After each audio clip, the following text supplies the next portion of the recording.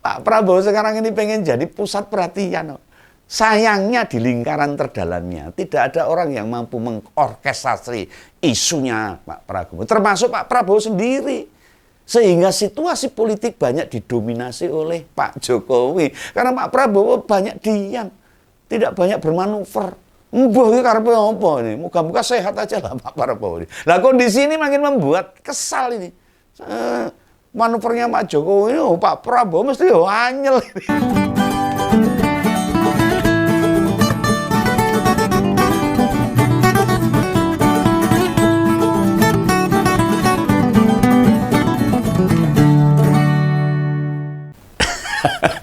Wah ini Mbah Mo itu, Mbah Mo teman saya itu loh, yang lucu itu loh. Kemarin ini tiba-tiba nanya ke saya, Begawan. Usai Pilpres tuh, dia bilang gini, kenapa itu Pak Prabowo banyak diam ya sekarang ya Pak Begawan? Kok kondisinya sebaliknya dari 2 Pilpres sebelumnya? Oh, itu 2014 dan 2019. Wah, secara umum. Wah iya ya. Bener juga ya. Lah Begawan nggak mikir jauh itu seperti apa ditanyakan Mbah Mo itu. Nah jujur saja pas Jumat ditanya itu nggak bisa jawab itu. Aku ngomong sama Mbah Mo ya serasa jawab, nggak mikir ke sana saya. Ya aku ngomong sama Mbah Mo. Ya, kasih Om Begawan waktu mikir dulu Mbah. Ini orang sembarangan dijawab nih. Nah aku jawab ngono meski dijadikan banyak partner diskusi oleh tetangga, tapi kalau ditanya soal bakal sembarangan menjawab ya nanti Om Begawan malu lah. Tak golek sisik melek dulu, saya nggak sembarangan menjawab. Nah, ini ngobrol soal politik itu bukan tentang benar salah, Mbak. Dudu tebak-tebakan buah manggis, salah apa ora teka-teki silang gitu loh. Bukan pula berharap nek analisisnya bener, njuk engko ditelepon wartawan, dimintai pendapat atau diundang televisi, nongol televisi. Oh bukan itu. Bukan itu tujuan kami semuanya, Mbak.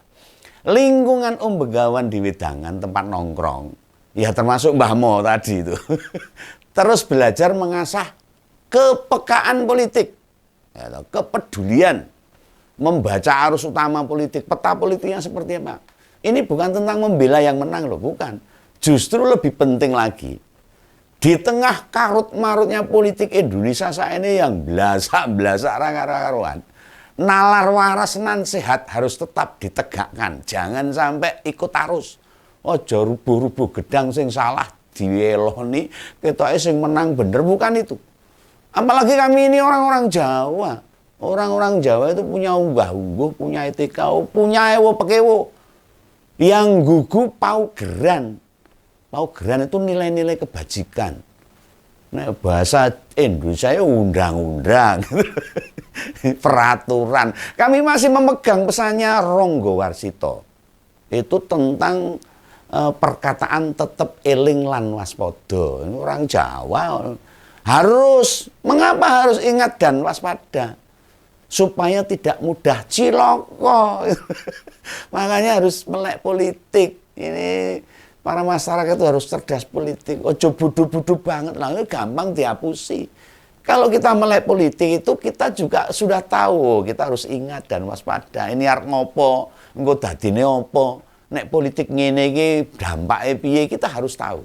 Kami percaya ini. Bumi Pertiwi ini adalah potongan sangat kecil dari surga. Indonesia itu India. Apa meneh Bali kono wah ya, ora umum itu loh. Seperti surga di dunia ini. Apalagi Kosplus itu kalau nyanyikan batu dan kayu aja jadi makanan di Indonesia ini. Tempatnya 9 wali songo diutus Tuhan untuk menyebarkan agama Islam di Indonesia ini, khususnya di Pulau Jawa.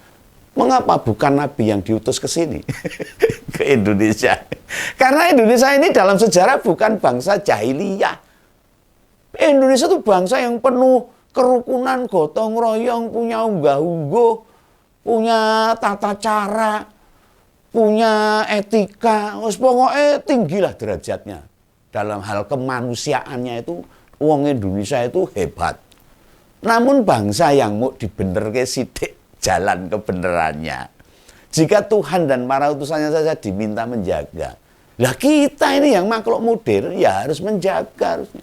Indonesia itu harus dijaga bersama, termasuk demokrasinya, termasuk kerukunannya, kegotong royongnya, dan etika adabnya harus dijaga. Nah ini kembali nih. Kembali takokan Pitakon itu bahasa Jawa. Pertanyaannya Mbahmu tadi. Ini teman saya itu paling lucu saya Indonesia ini. Ngomong aja lucu itu. Nah setelah saya pikir-pikir, ada makna besar di balik diamnya Pak Prabowo. Pak Prabowo ini pikir-pikir meneng bae ngopo ini. Nih, berdasarkan rapat pleno KPU yang sudah menyelesaikan 32 provinsi dari berapa sekarang ya? 38 atau berapa ini? Ini bisa 33 atau 34 provinsi, maka besok tanggal 20 Maret hasil Pilpres sudah bisa ditetapkan pasangan Prabowo Gibran dipastikan disahkan jadi pemenang, jadi presiden dan wakil presiden Indonesia. Pokoknya menang ditetapkan. Masalah proses-proses yang ora karu-karuan kemarin ben diurusi yang lain gitu lah. Lah dikurun coblosan sampai sekarang. Malah yang banyak bermanuver, sing yak-yakan, sing yak-yakan. Sehingga sana kemari itu malah justru Pak Jokowi, Pak Jokowi itu bukan mempersiapkan dirinya untuk untuk mengakhiri jabatannya dengan baik. Malah kemana-mana, koyo piye gitu loh. Ini menandakan sesuatu. Manuver yang dilakukan presiden ini justru lagi-lagi sing paling kasat mata, sing bisa dilihat oleh masyarakat itu selalu mendorong-dorong anak dan menantunya ambil kesempatan untuk jadi petinggi partai besar. Oh, jabatan wes, oh sudah, ya, wali kota sekarang wakil presiden partai ini saya Kaisang PSI rong dino dadi ketua umum lah, ini lain-lainnya didorong-dorong.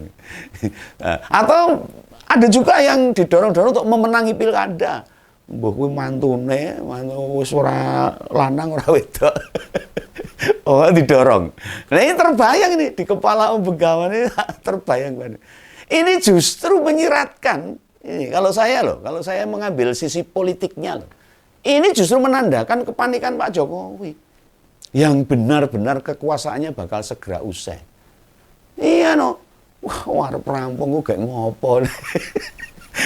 Dia namanya gelisah. Nah, posisi Gibran sebagai wakil presiden, awak harus sikil tok gitu, panggil itu. Benar-benar akan dimatikan oleh Prabowo. Tidak banyak diberi peran dan tempat. Oh iya no. Pak Prabowo kan ketua partai juga. Dia punya sendiri, punya kader sendiri, punya adik sendiri, punya anak, punya keponakan yang hebat-hebat. Maka kesimpulan yang bisa kita tarik, ada perasaan terdalam di hati Pak Jokowi. Ini kalau saya merasakan, ini pendapat Om Begawan, ini perkiraan kesimpulannya Om Begawan.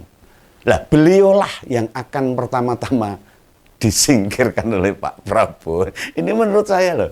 Kalau melihat kejadian-kejadian dulu antara Pak Prabowo dengan Pak Jokowi dari 2014, 2019 dan sekarang 2024. Emangnya Pak Prabowo itu yang nolong Pak Jokowi? Enggak. Pak Prabowo itu hidup terus di dalam kancah perpolitikan, yang nolong itu Mbak Megawati. Ingat dulu kasus Pak Prabowo ke Yordania itu, yang mengambil Pak Prabowo, menyalahkan Pak Prabowo itu Mbak Mega, bukan Pak Jokowi. Lah, indikasi keretakan hubungan ini mulai nampak, mulai ketok dengan tidak pernah munculnya Jokowi Prabowo di saat bersamaan bareng. Oh, ini Begawan selalu meneropong kejadian-kejadian ini kelihatannya sepele, tapi saya lihat detail sekali nih. Pak Jokowi karo Pak Prabowo ora tahu bersamaan ini. Akhir-akhir ini loh. Setelah kemarin loh. Bisa jadi meski beberapa agenda kepala negara mengajak Pak Menhan itu acara resmi, acara yang memang protokoler. Namun ajakan tampil bersama sudah mulai dihindari, wis ora tahu. Atau bisa pula ajakan kunjungan ke beberapa daerah wilayah sudah tidak dihiraukan lagi, dicuekin. Nah ini mungkin loh menurut Om Begawan, pecahnya hubungan mereka makin terlihat jelas dengan getolnya Pak Jokowi melempar isu Gibran ketua umum Golkar. Wah, dirinya mau jadi ketua umum Golkar kok saru. Presiden pengen ngerebut partai yang wis ciamik, mungkin ya pekewo diajukan anaknya. Yang pasti dia punya modal wakil presiden. Ya walaupun yang disuruh ngomong itu Pak Kodari. Ini aku nyawang Bung Kodari kadang-kadang guyu dhewe. Ini katanya peneliti. Peneliti kan gua harusnya independen. Malah ngewang-ngewang ini apa ini? Lah orang-orang dekat Pak Jokowi juga sudah tidak terlihat bersama. Kalau jika kita simak ya, kita lihat secara detail itu. Siapa elit partai yang muncul bersama kepala negara? Ayo. Bisa kita lihat tuh. Malahan sejak awal puasa, blow up kegiatan presiden juga tidak masif lagi. Tidak jadi berita yang menyita perhatian masyarakat. Kita wis wegah gitu. Nah bisa jadi dalam analisis Begawan, dalam pendapat Begawan, kesimpulan Begawan, Pak Prabowo sedang merumuskan langkah-langkah krusial dan utamanya menempatkan orang-orang kepercayaannya menduduki jabatan menteri. Oh lah iya no, dia itu kan punya partai Gerindra. Kalau dulu Pak Jokowi kan nggak punya partai, kader partai. Beda lagi cara berpikirnya. Dan kita tahu orang macam Bu Sri Mulyani sudah bakal diganti pasti. Waduh, Mbak Ani itu orang hebat toh. Pak Erik kabarnya juga nggak jelas itu. Elit Golkar juga berkonsolidasi, menguatkan diri dan bersuara menolak Gibran jadi ketua umum mereka. Wah, cilik merebut partai besar yang sudah hebat. Nah, analisis ini yang tak sodoran ke Mbah Mo.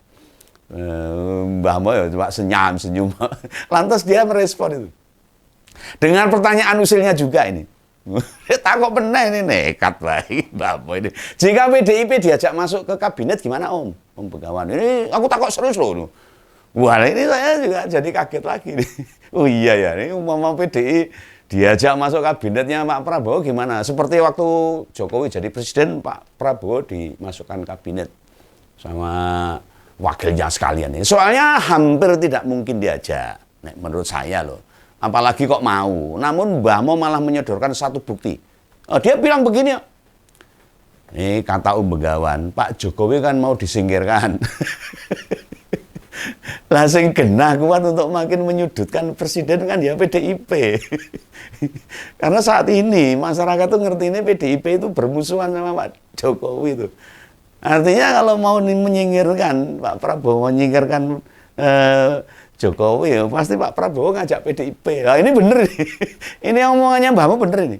Mau bagaimanapun jika beberapa menteri itu ada kader PDIP, Gibran tidak akan banyak berkutik di sidang kabinet. Ini menurut Begawan. Dan ini Mbah Mo ya setuju. Wajian bocah tua nakal itu Mbah Mo ini pertanyaan tekan dinti. Lah masa si PDIP bakal gelem masuk kabinetnya Pak Prabowo? Benar juga sih anggapan itu. Tapi negara ini kan enggak akan sehat bila tidak ada oposisi. Kalau Begawan ini lebih setuju PDIP itu memberikan kesempatan sebagai oposisi pada kader-kadernya. Ini kalau saya jadi Mbak Mega loh. Nah buktinya menjelang Pilpres, seusai Demokrat dikhianati Nasdem, lalu merapat mendukung Prabowo. Peta politik nasional kan makin berantakan, aut-autan. Puncaknya waktu Mahkamah Konstitusi memutuskan diubahnya batas usia capres dan cawapres. Lah otomatis yang bersuara keras hanya PKS toh. Ini yang melandasi PDIP jangan sampai mau diajak Pak Prabowo ke kabinet menurut saya gitu loh. Memang dia pernah bilang akan merangkul semua, tapi di parlemen itu tak ada oposisi. Maksudnya kabeh dirangkul dan oposisi. Oh berarti termasuk kabeh dikai jatah. Semua partai, jatah menteri. Semua dirangkul pemerintah. Ya ora sehat nanti. Hidup rakyat yang jadi korbannya nanti akhirnya. Contohnya yang sekarang ini. Harga-harga domundak kabeh. Parlemen itu relatif meneng tok. Kita lihat itu.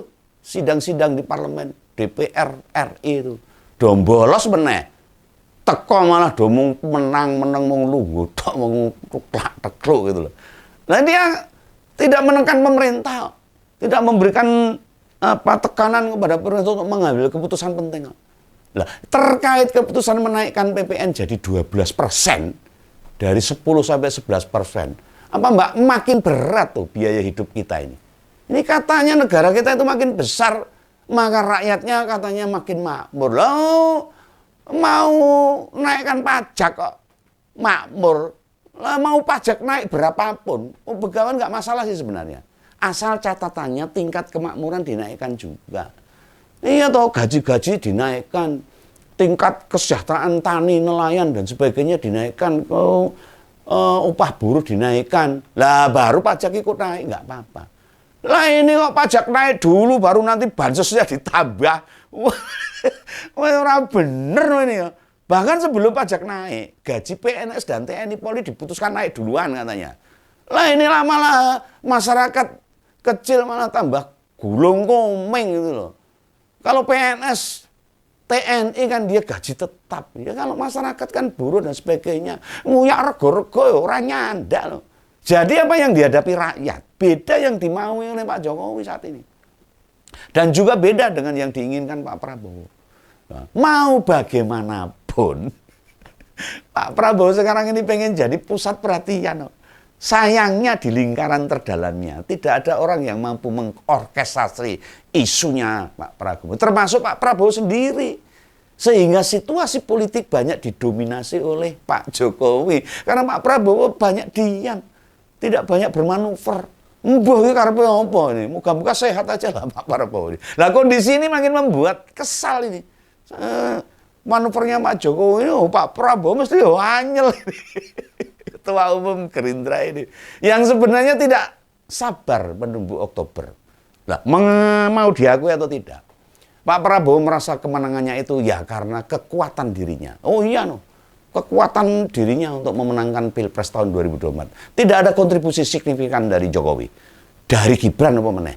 Apalagi dari relawan-relawan keduanya. Nah ditambah luka kekalahan 2 kali Pilpres 2014-2019 justru sekarang makin membuka lagi.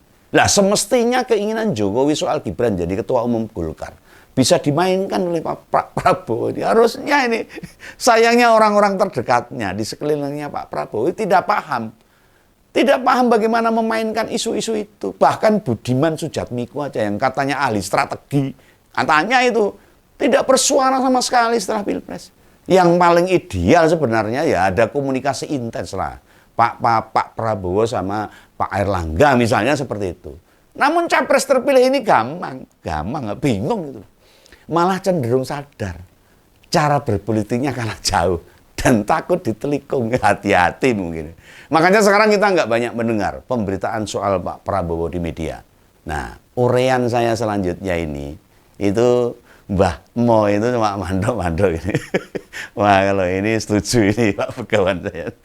Penjelasannya. Moga-moga masyarakat juga mendengarkan dan paham.